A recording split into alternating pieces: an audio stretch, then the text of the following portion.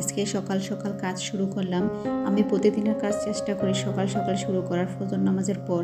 কেননা ফজর নামাজের পর কাজ শুরু করলে এই কাজ এত দ্রুত শেষ হয়।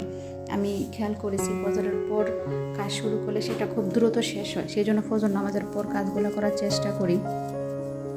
আসসালামু আলাইকুম। আপনারা যে যেখান থেকে ভিডিওটি দেখতেছেন তাদেরকে অসংখ্য ধন্যবাদ। আর আপনাদের যদি ভিডিওটি ভালো লাগে তাহলে অবশ্যই একটি লাইক দিয়ে ভিডিওটি শুরু করবেন ইনশাআল্লাহ। এই যে এটা হচ্ছে গিয়ে কাজ শেষ করে খেতে গিয়েছি শাক তোলার জন্য। এটা আমার গ্রামের ভাষায় আমরা হেঁচি শাক বলি, আপনার বাসায় কী বলেন জানাবেন। এটা আমার শ্বশুরবাড়ির ভাষায় কিন্তু এলেমচা বলে। ওনারা এখানে যে শুনছি যে শাকের নাম এলেমচা, কিন্তু আমার গ্রামের ভাষায় আমি বলি এটা হেঁচি শাক বলি। তো আজকে হেঁচি শাক রান্না করব। মাশাআল্লাহ এই জায়গায় প্রচুর শাক হয়। গ্রাম তো মানে যে কোনো খেতে গেলে মোটামুটি শাক পাওয়া যায়। শাক আমার বিশেষ করে ভীষণ পছন্দ, শাক আর ভর্তা। মানে এটা এক সপ্তাহ না খেলে মনে হয় যে আমি এক বছর খাই না, এরকম মনে হয়। তো আজকে শাক রান্না করবো চিংড়ি মাছ দিয়ে। দুটোই শাকের আইটেম আজকে। চিংড়ি মাছ দিয়ে শাক রান্না করব, আর হচ্ছে সাদের পুঁই শাক দিয়ে বেলে মাছ রান্না করব। মানে আজকে দুইটাই শাক, মানে দুইটা শাক হলে কি আরও বেশি যদি হয় তাও আমার কাছে ভালো লাগে। শাক আর ভর্তা যেহেতু আমার পছন্দের খাবার, তো মানুষের প্রত্যেকের ক্ষেত্রেই পছন্দের খাবার হলে সে তো এমনিতেই খুশি হয়ে যায়। তো আমারই একই অবস্থা। তো যা বলছিলাম, আপনারা আপনাদের কাজ, যাদের বাচ্চা আছে কিংবা যারা মনে করেন যে আমি কাজ শেষ করতে পারি না, তারা একটা রুটিন মোতাবেক কাজ করার চেষ্টা করবেন। আর বিশেষ করে চেষ্টা করবেন নামাজ পড়ার জন্য। বিশেষ করে আপনি যদি নামাজ পড়েন, ফজর নামাজ পড়ে যদি কাজ শুরু করবেন, দেখবেন আপনার কাজই নাই।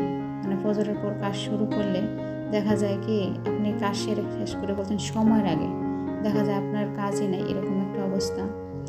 তো আচ্ছা, যারা ভিডিওটি দেখতেছেন তাদেরকে অসংখ্য অসংখ্য ধন্যবাদ। একটা ভিডিও দেখা ধৈর্যের বিষয়, সময়ের বিষয়। আপনাদের সময় নিয়ে ধৈর্য নিয়ে ভিডিওটি দেখতেছেন, সেই জন্য আপনাদেরকে অসংখ্য ধন্যবাদ। আর ভিডিওটি আপনাদের কাছে কেমন লেগেছে, কিংবা আমার ভয়েস কেমন হয়েছে, আমার রান্নাবান্না কেমন হয়েছে, আমার পরিবেশনটা ঠিক কেমন ছিল, মানে এগুলো কমেন্টে জানাবেন। মন্দ হলো জানাবেন, ভালো হলো জানাবেন। যদি আপনাদের কমেন্টটি আমি না দেখি কিংবা আপনারা যদি মতামতই না জানান, তাহলে তো আমি বুঝতে পারবো না আমি আসলে ভুল করতেছি কিনা কিংবা কোনটা ভুল হচ্ছে আমার। আপনারা ইনশাল্লাহ আমার ভুল ধরিয়ে দিবেন। এই যে আমার রান্নাটা শুরু করলাম, এখন কষানো হচ্ছে শাকটা।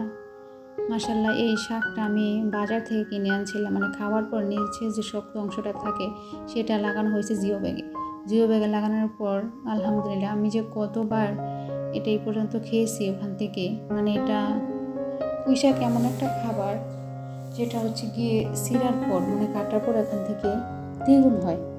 আমি এখানে এসে তো বাজার থেকে যখন মানে এই জায়গায় থাকে না, এই যে এই সিজন যেটা, সেটা আমার প্রচুর লাগানো হয়েছে। মাশাআল্লাহ এবার আর কিনতে হবে না, কেননা এবার ছাদে আছে, নিচেও আছে। তো আমার রান্নাটা দেখেন মাশাআল্লাহ কেমন সুন্দর একটা কালার হয়েছে। মানে শাক মানে শাকের কথা বলতে গেলে আমি শেষ করতে পারবো না। শাক আমার কাছে তো ভীষণ পছন্দের একটা খাবার। তো আমার রান্নাটা প্রায় শেষ। পুঁই শাক কিন্তু বিভিন্নভাবে খাওয়া যায়, বিশেষ করে শাকের আইটেম বিভিন্নভাবে খাওয়া যায়। কিন্তু আমার বাবার বাড়িতে দেখছি পুঁই শাক শুধু মাছের মাথা দিয়ে খায়, চিংড়ি মাছ দিয়ে, তারপর শুটকি দিয়ে ভাজি করে।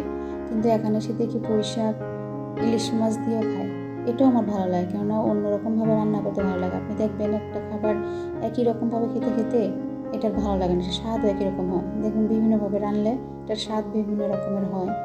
সেই জন্য আমি কারো রান্না দেখি কিংবা মানে এক এক এলাকায় এক এক রকম করে কিন্তু রান্না করে, সেই জন্য চেষ্টা করি সেভাবে রান্না করার জন্য। দেখি না ভালোই লাগে। তো মানে আপনি তরকারি দেখবেন, তরকারি আজকে একভাবে কাটছেন, কালকে আবার অন্যভাবে কাটছেন, দেখবেন যে অন্যরকম লাগবে। আপনি আলুটাকে দেখেন, আলু মাংসের জন্য কীভাবে কাটতে হয়, আমরা একই রকমভাবে মাংসের জন্য কাটি। আবার দেখা যায় আরেকদিন অন্যভাবে কাটলে মাংসের মধ্যে দেখতে সুন্দর দেখা যায়। তারপর দেখার আগেই মানে খাওয়ার আগেই মনে হবে যে এটা ভীষণ স্বাদ লাগবে আর কি। যেমন রান্না প্রায় কমপ্লিট, কিছু শাক রান্না করলাম, মানে এটা বাগার দিব আর কি।